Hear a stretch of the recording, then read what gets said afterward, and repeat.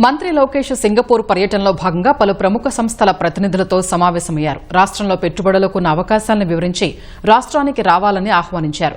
ఏపీలో క్రియేటర్ అకాడమీని స్థాపించడానికి 2 ప్రధాన సంస్థలతో ఒప్పందం చేసుకున్నారు. విశాఖలో చిప్ డిజైనింగ్ కేంద్రాన్ని ఏర్పాటు చేయాలని గూగుల్ క్లౌడ్ డైరెక్టర్ని కోరారు. రాష్ట్రంలో బలమైన విద్యా పర్యావరణ వ్యవస్థకు సింగపూర్ సహకరించాలని విజ్ఞప్తి చేశారు.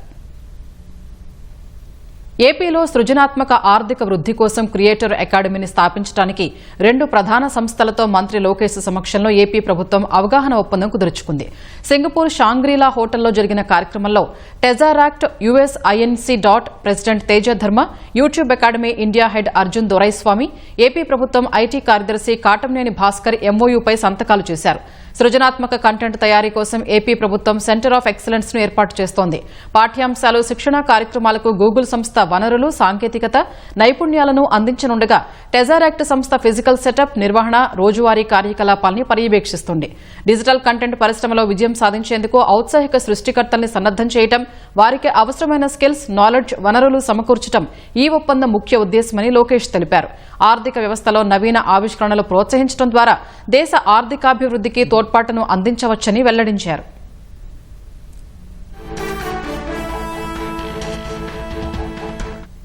గూగుల్ తన సర్వర్ల కోసం సొంత చిప్లను రూపొందిస్తున్నందున వైజాగ్లోని ప్రతిపాదిత డేటా సెంటర్ క్యాంపస్లో చిప్ డిజైనింగ్ కేంద్రాన్ని ఏర్పాటు చేసే అంశాన్ని పరిశీలించాలని గూగుల్ క్లౌడ్ డైరెక్టర్ డ్రూ బ్రెన్స్ ను లోకేష్ కోరారు.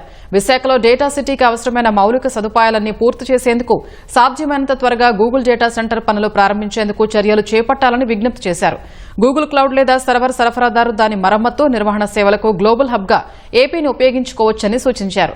బలమైన ఎయిర్ కనెక్టివిటీ, పోర్ట్ కనెక్టివిటీ ఉన్నందున అటువంటి కార్యకలాపాలకు ఏపీ అనుకూలంగా ఉంటుందని వివరించారు. ఏపీతో ఇప్పటికే MOUలు చేసుకున్న ప్రాజెక్టులతో పాటు తాజా ప్రతిపాదనలపై సంస్థ ఉన్నత స్థాయి బృందంతో చర్చించి సానుకూల నిర్ణయం తీసుకుంటామని బ్రెన్స్ బదులిచ్చారు.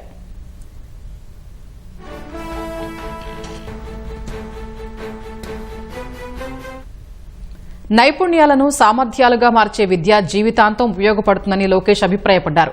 భవిష్యత్తు అవసరాలకు తగ్గ నైపుణ్యాలతో ఏపీ యువతను సిద్దం చేస్తున్నామని వెల్లడించారు. సింగపూర్లో నైపుణ్యాభివృద్దిపై జరిగిన వర్క్షాప్లో లోకేష్ పాల్గొన్నారు. అంతర్జాతీయంగా వస్తున్న సాంకేతిక మార్పులకు అనుగుణంగా ఏపీలోని యూనివర్సిటీల్లో నైపుణ్యాభివృద్ది కోర్సుల్ని ప్రవేశపెడుతున్నట్లు వెల్లడించారు. విద్యార్థులు విద్యాపరంగా నైపుణ్యం కలిగి ఉండడంతో పాటు పరిశ్రమల అవసరాలకు సిద్దంగా ఉండేలా తయారు చేస్తున్నామని స్పష్టం చేశారు. వేగవంతమైన ట్రాన్స్ఫర్మేషన్ కోసం సింగపూర్తో కలిసి పనిచేస్తామన్న మంత్రి బలమైన విద్యా పర్యావరణ వ్యవస్థకు సింగపూర్ సహకరించాలని కోరారు.